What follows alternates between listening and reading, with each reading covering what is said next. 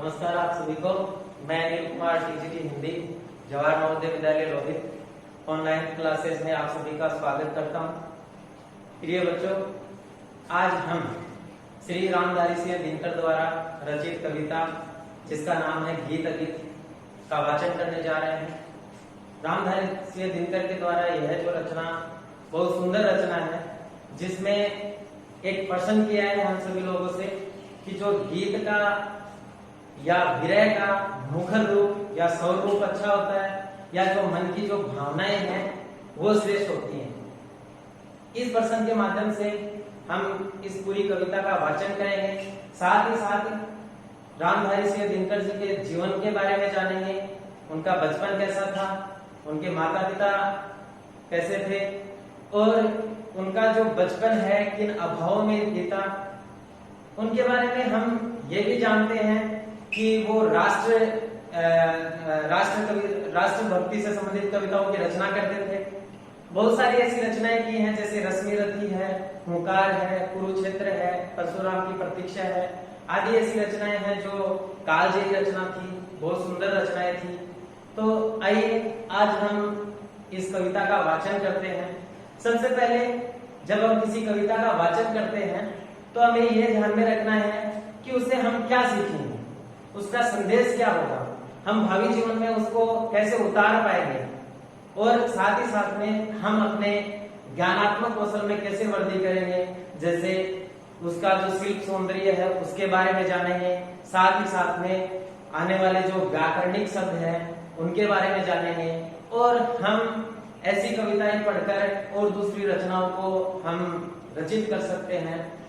साथ ही साथ में कविताओं की कुछ प्रतियोगिता करवा सकते हैं, ऐसी कविताओं को मंच पे भी बोला जा सकता है।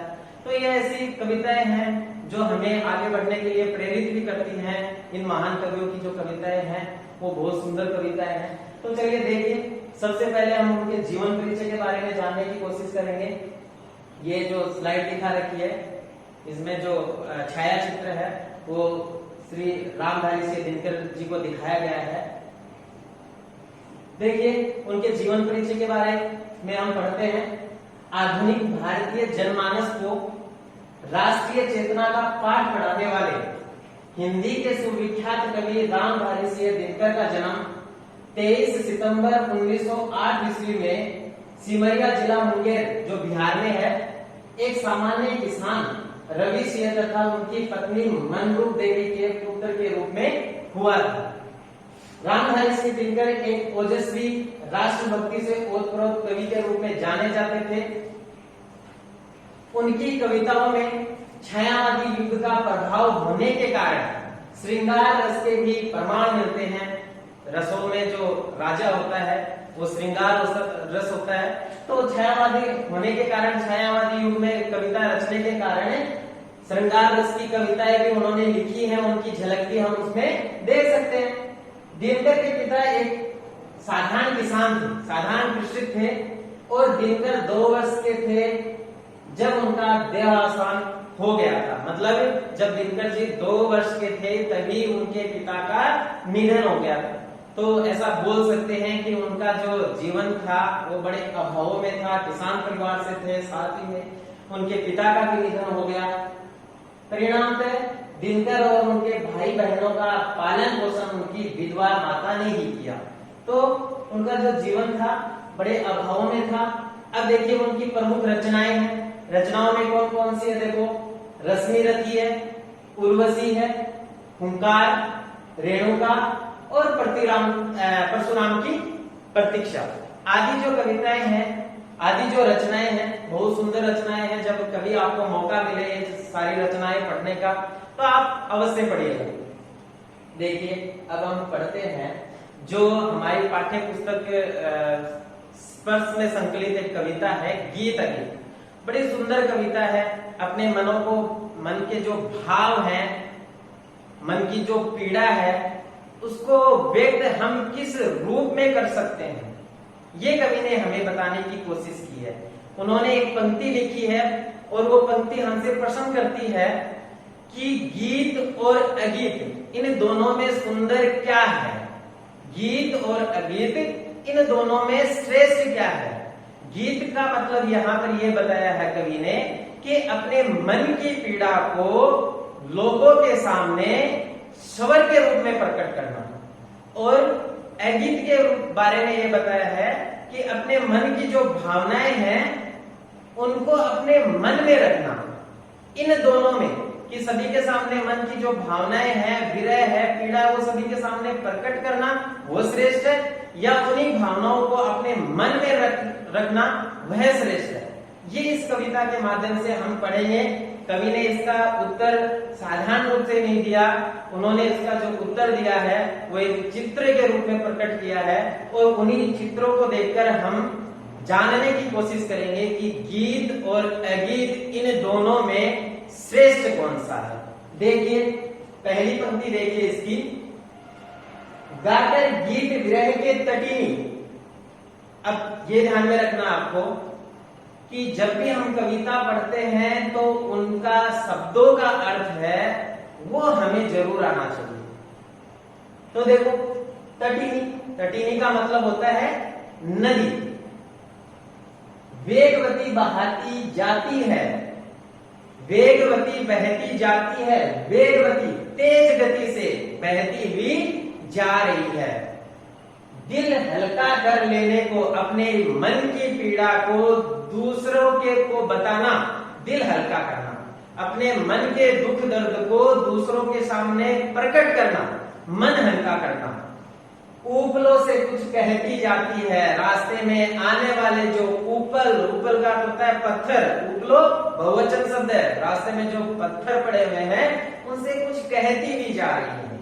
देखो दोबारा देखो इस पंक्ति को, गाकर गीत विरह के तटिनी वेगवती बहती जाती है। जब पहाड़ से नदी निकलती है और वो तेज गति से बहती हुई, पत्थरों से टकराती हुई सागर की तरफ चली जा रही है, और अपने मन की जो पीड़ा है, रास्ते में पड़ने वाले जो पत्थर हैं, रास्ते में आने वाले जो पत्थर हैं और जो किनारे हैं उनसे टकराती है, तो उनसे, उस नदी से कल कल की जो ध्वनि आती है, स्वर आता है, तो ऐसा लग रहा है नदी अपने मन की जो विरह है, पीड़ा है, वो एक गीत के माध्यम से उन लोगों के, उन पत्थर और तट के सामने प्रस्तुत कर रही है। फिर देखो, दिल हल्का कर लेने को उपलों से कुछ कहती जाती है, अपनी निराशा को, अपनी हताशा को, अपनी पीड़ा को, अपनी विरह पीड़ा को प्रकट करके अपने मन को नदी क्या कर रही है, हल्का कर रही है, अपने मन को सांत्वना दे रही है।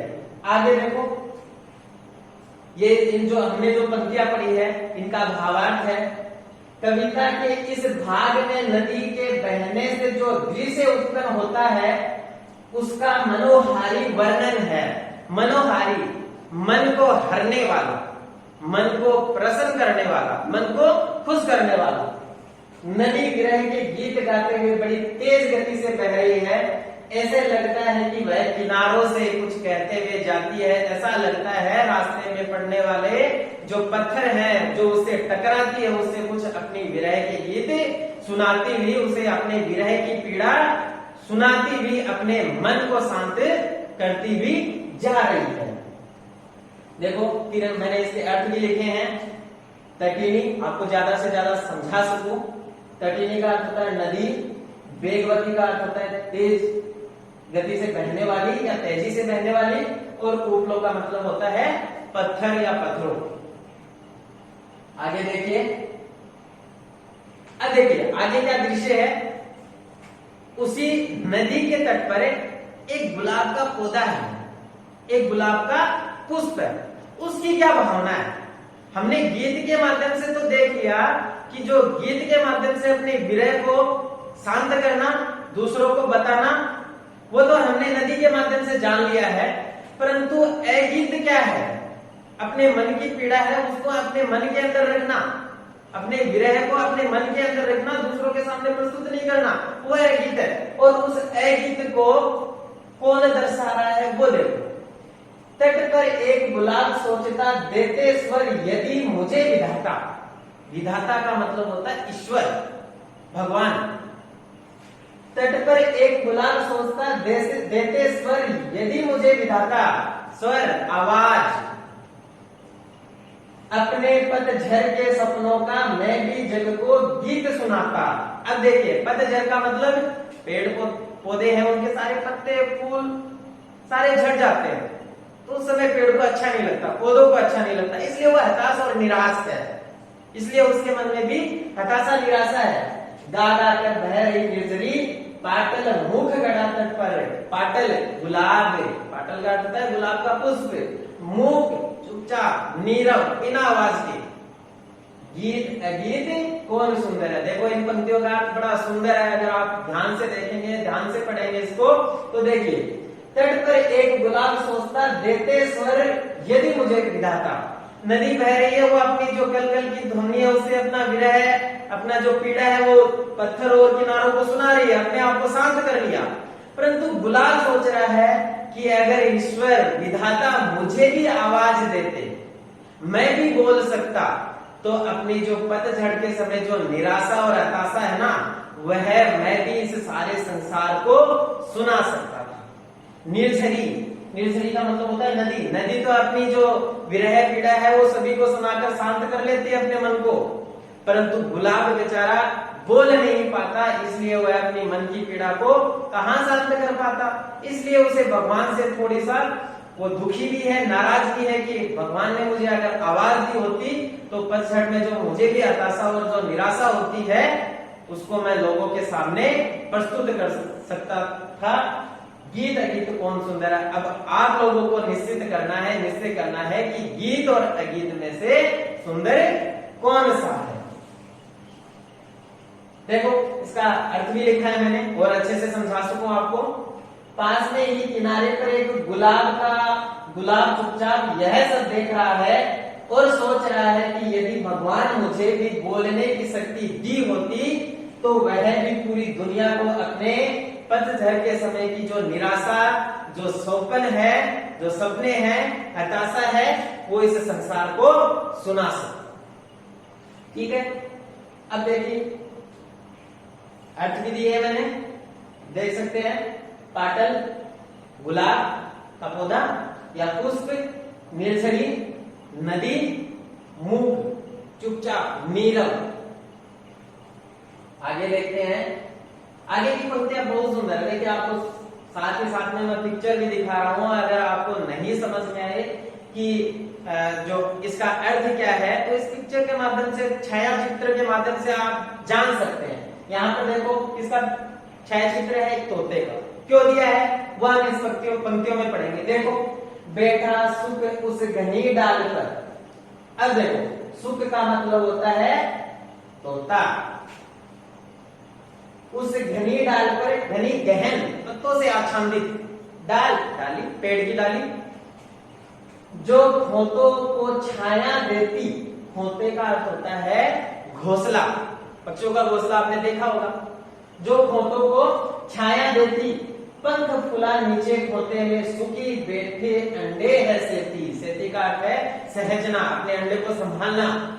सुखी बैठ अंडे है सेती, गाता सुख जब किरण वसंती छूती अंग वरण से छनकर। देखो पंक्तियों को पढ़ो, बहुत सुंदर पंक्तियां हैं कि बैठा सुख उस घनी डाल पर, कि एक पेड़ है और उस पेड़ पे, पेड़ की डाली पर एक तोता बैठा हुआ है, उस पत्तों से आच्छादित डाली पर एक तोता बैठा हुआ है, और वह तोता उस डाली पर बैठा हुआ है जिस डाली के ठीक नीचे उसका घोंसला है, और उसी घोंसले में उसकी जो मादा तोता है या तोती है वो उस घोंसले में अपने अंडों के ऊपर बैठी और उसे सहेजने का, सेने का काम कर रही है, उसको सेने का काम कर रही है। गाता सुख जब किरण वासंती छूती अंग परण से छनकर। परण का अर्थ भी होता है पत्ता।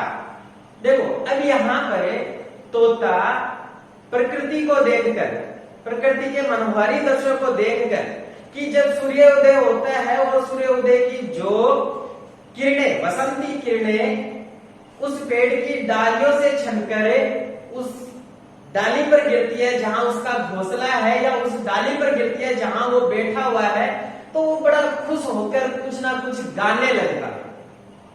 वो क्या करने लगता है? गाने लगता है। और उसी डाली के नीचे उसकी जो मादा तोता है या तोती है वो अंडे से रही है। आगे देखो, सुख का अर्थ होता है तोता, होते का अर्थ होता है घोंसला, परण का अर्थ होता है पत्ते, और फूला का अर्थ होता है प्रसन्न होना। देखो आगे पंक्तियों में इसका कि किसी डाल पर तोता बैठा हुआ है और उसी डाल की छाया में जो घोंसला है उसमें उसकी मादा अंडे सहज रही है, अंडे से रही है। आपने भी देखा होगा बहुत सारे पक्षी हैं जो बच्चे निकालने के लिए वो उन अंडों को, अपने जो अंडे होते हैं उनको सेजती है, सहजती है, उन पे बैठी रहती है। जब सूर्य की किरणें पत्तों से छनकर आती हैं और तोते के पंखों का स्पर्श करती है तो तोता क्या करने लगता है? गाने लगता है। तोता तो गाने लगता है। अब देखो, मैंने एक प्रश्न पूछा था, गीत अगीत में कौन सुंदर है? यहाँ पर तोता तो किसको प्रस्तुत कर रहा है? गीत को प्रस्तुत कर रहा है। वह अपना जो सुख है, जो प्रकृति को देखकर उसके मन में जो सुख का अनुभव हुआ है, प्रसन्नता का अनुभव हुआ है, वो उसका मुखर रूप है, वो उसका स्वर रूप है, वो अपनी प्रसन्नता को प्रकट कर रहा है। परंतु यहाँ तो जो माता है, उसकी जो माता है या तोती है, वो गीत को प्रस्तुत कर रही है। वो गीत को कैसे प्रस्तुत कर रही है? देखो, किंतु सुखी के गीत उमड़कर रह जाते हैं स्नेह में संकर। स्नेह किसका? स्नेह का मतलब होता है प्रेम। कैसा प्रेम है? ममत्व का प्रेम। उसको पता है उसके अंडे हैं, उससे क्या निकलने वाले? उसके बच्चे निकलने वाले। ठीक है, तो वो स्नेह कौन सा है? प्रेम, ममत्व का प्रेम। गूंज रहा है सुख का स्वर वन में, फूला मगन सुखी का पर है। गीत अगीत कौन सुंदर है? कि तोता तो अपना मुखर रूप प्रस्तुत करके लोगों को अपनी या इस संसार को अपनी खुशी व्यक्त कर रहा है, जाहिर कर रहा है। परंतु जो तोती है वो ऐसा न करके अपने मन में जो ममत्व है, प्रेम की भावना है, अपने बच्चों के प्रति जो प्रेम की भावना वो अपने मन में रखकर ही फूले नहीं समा रही है, बहुत खुश हो रही है, बहुत प्रसन्न हो रही है। और तोता है, उसकी आवाज वो मुखर है और वो जग जाहिर कर रहा है। गीत अगीत कौन सुंदर है? इन दोनों में आप निश्चित कीजिए, निश्चय कीजिए कि गीत और अगीत दोनों में सुंदर क्या है। देखो आगे, उसका गाना सुनकर, किसका? तोते का गाना सुनकर मादा भी गाना चाहती है, लेकिन उसका गीत ममत्व प्रेम में सरोवर होकर रह जाता है। वह भी गाना चाहती है, परंतु वह अपने ममत्व प्रेम में ही सारोबार, और उसके मुंह से कुछ नहीं निकलता है। उधर तोते का गीत पूरे वन में गूंज रहा है, इधर उसकी मादा फूले नहीं समा रही है। फूला नहीं समाना एक मुहावरा है जिसका अर्थ होता है बहुत खुश होना, बहुत प्रसन्न होना। देखो अगली पंक्तियां हैं, एक प्रेमी और प्रेमिका के बारे में है। देखिए, पढ़िए। दो प्रेमी है यहाँ, आपस में प्यार करने वाले हैं। दो, बड़ा खूबसूरत दृश्य है। जब बड़े साँझ आला गाता है, जब बड़े साँझ आला एक गीत भी है। और पृथ्वीराज चौहान के समय एक योद्धा था, उसका नाम आला था, और उसकी एक कथा है, और उसी कथा को रसमय ढंग से स्वर के साथ गाया जाता है, उसको आला गीत बोलते हैं। ठीक है, तो कह रहा है बड़े सांझ आला गाता है, पहला स्वर उसकी राधा को घर से यही खींच लाता है, चोरी चोरी छिप कर सुनती है। देखो कह रहा है कि दो प्रेमी है, और उसका प्रेमिका का जो प्रेमी है सांझ के समय आला गीत रसमय ढंग से गाता है, तो उसकी प्रेमिका से रहा नहीं जाता। वो अपने घर से दौड़ी भी चली जाती है, वो अपने घर से दौड़ी भी चली आती है वो गीत सुनने के लिए, और वह उस गीत को चोरी से छिप छिप कर सुनती है। उसको ऐसा लग रहा है कि हो सके अगर मैं प्रेमी के सामने चली जाऊंगी तो यह गाना बंद कर देगा। उसको वह जो गीत बड़ा कर्णप्रिय लग रहा है, इसलिए वह उसको सुनना ही चाहती है। देखो आला पृथ्वीराज चौहान के समय का एक योद्धा था, और सांझ। हाँ देखो, उसके बाद में वन में दो प्रेमी रहते हैं, उन पंक्तियों का अर्थ है जब प्रेमी शाम के समय आला गाता है तो उसके प्रेमिका उस गाने को सुनने के लिए खींची चली जाती है, उसे रहा नहीं जाता, वह उस गीत को सुनने के लिए दौड़ी भी चली जाती है। और वो क्या सोचती है, वो वहां गाना तो सुन रही है, बहुत करंट प्रिय गाना है, बहुत सुंदर गाना है, उसको सुनने की कोशिश करती है, उसको सुनती है और वो सोचती क्या है, देखो, हुई ने क्यों मैं कड़ी गीत की विदना यो मन में गुनती है। विदने का अर्थ होता है भाग्य या ब्रह्म, ठीक है। यो मन में गुनती है, मन में विचार करती है, मन ही मन बोलती है कि हे भाग्य विधाता, हे ब्रह्म, हे भाग्य, मैं इस गीत की पंक्ति या इस गीत से मैं क्यों नहीं जुड़ पाई। वह गाता है पर किसी वेग से फूल राग उसका अंतर है, गीत अगीत कौन सुंदर है। वह गाता है, कौन गाता है, प्रेमी गाता है, और प्रेमिका सोच रही है कि हे भाग्य विधाता, हे ब्रह्म, मैं इस गीत की कड़ी क्यों ना हो पाई, इस गीत से जुड़ क्यों नहीं पाई। और जब प्रेमी गाता है बड़े वेग से, तेज गति से जब वो गाता है तो उसका जो हृदय है वो बहुत आकुलित हो जाता है उस गाने को सुनने के लिए, और वह अंदर ही अंदर बहुत खुश है। अंतिम में कवि फिर से वही प्रश्न दोहरा रहा है, गीत और अगीत इन दोनों में सुंदर कौन है। तो आप जो पूरी कविता पढ़ी है, आप लोगों को बताना है कि गीत और अगीत जो मन की भावनाएं मुखर रूप में प्रस्तुत करता है, विरह की जो भावनाएं मुखर रूप में प्रस्तुत करता है, वह गीत श्रेष्ठ है, या जो मन की पीड़ा को अपने मन में ही रखता है वह अगीत सुंदर है, वह अगीत श्रेष्ठ है। ये जो सारी कविता है, ये जो संपूर्ण कविता है, इसमें कवि ने हमें विभिन्न चित्रों के माध्यम से यही समझाने की कोशिश की है कि इन दोनों में जो मन के भावनाओं को अपने मन में रखना, अपने मन में उन्हें उद्वेलित करना, वह श्रेष्ठ है, न कि मुखर रूप। विधना का अर्थ होता है भाग्य, कोले का अर्थ होता है प्रसन्नता। ये उसका अर्थ है उन पंक्तियों का, वह छुप छुप कर गाना सुनती है और सोचती है कि वह उस गीत का हिस्सा क्यों नहीं बन जाती। जब प्रेमी गाता है तो प्रेमिका का मन फूले नहीं समाता है, वह बहुत खुश होती है, प्रसन्न होती है, ठीक है। ये देखो, आपको एक छाया चित्र भी दिखाया गया है, उसमें प्रेमिका है, वो एक बगल में बैठी हुई है, वो पीछे नीम के पेड़ के, हाँ ये ध्यान में रखना है, इसमें एक पेड़ का जिक्र किया गया है, उस पेड़ का नाम, उस पेड़, वो जो पेड़ है वो नीम का पेड़ है, ठीक है। और उसके बाद में आपका जो गृह कार्य है, होमवर्क है, जो हमने पढ़ा उसको मैंने कुछ प्रश्नों के रूप में प्रस्तुत किया है, कुछ प्रश्न बनाए हैं, जैसे गीत अगीत कविता का मूल भाव लिखिए, संपूर्ण कविता का मूल भाव लिखना है इसका, ठीक है, कि इसमें कवि ने हमें क्या समझाने की कोशिश की है। और इन पंक्तियों, जो तीनों पंक्तियां हैं, तीनों जो छंद हैं, उनको मूल भाव के रूप में लिखना है।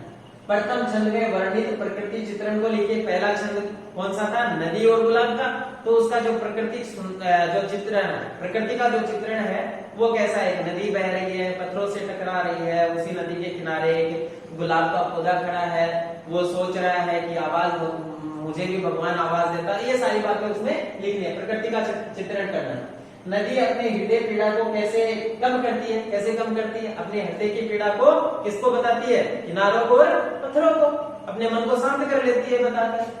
और उसके विरह की गीत कौन सुनता है, कौन कौन सुनता है, पत्थर सुनते हैं, पास में जो गुलाब का जो फूल है, पौधा है, वो सुनता है।